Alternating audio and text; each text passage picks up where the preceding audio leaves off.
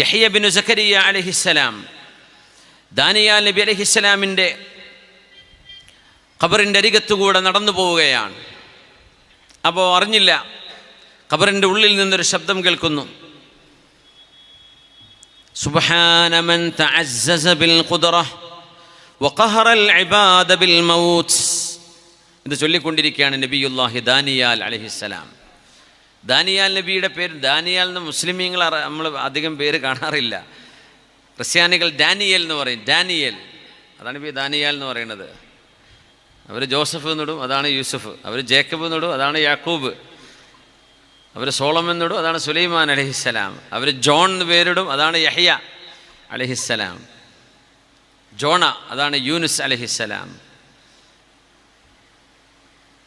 അവർ ഇനോക്ക് എന്ന് അതാണ് ഇദ്രീസ് അലൈഹിസ്സലാം. ഇനോക്ക് പ്രവാചകൻ ഇദ്രീസ് അലൈഹിസ്സലാം. പേര് മാറുമ്പോൾ നമുക്ക് പിടുത്തം കിട്ടൂല. അമ്പിയാക്കന്മാരാണതൊക്കെ. റബേക്ക എന്ന് പേരിടും. ഇംഗ്ലീഷുകാർക്ക് പേരിടും റബേക്ക. ആരായി റബേക്ക? റബേക്ക ആരാ? ഇസ്ഹാഖ് നബി അലൈഹി സ്വലാമിൻ്റെ ഭാര്യ റിഫ്ക.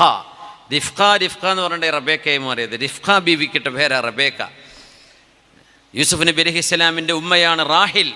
അതാണ് ഈ റൈച്ചൽ എന്ന് പറയുന്നത്. ഇംഗ്ലീഷ് കുട്ടികളൊക്കെ എൻ്റെ സ്റ്റുഡൻസ് കുറേ ഉണ്ട്. റൈച്ചലും റബേക്കൊക്കെ ഒരുപാട്.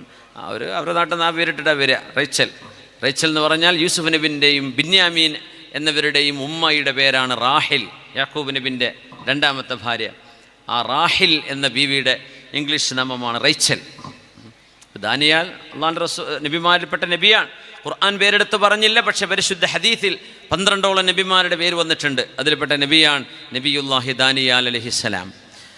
അപ്പോൾ ഇതൊരു പ്രത്യേകമായൊരു ദിക്റിൻ്റെ ഒരു വിഷയമാണ്. ദാനിയാൽ നബിയുടെ ഇത് സുബ്ഹാന മൻ തഅസ്സസ ബിൽ ഖുദ്റഹ വഖഹറ അൽ ഇബാദ ബിൽ മൗത്ത്. സുബ്ഹാന മൻ തഅസ്സസ ബിൽ ഖുദ്റഹ وقهر العباد بالموت. سبحان من تعزز بالقدرة وقهر العباد بالموت.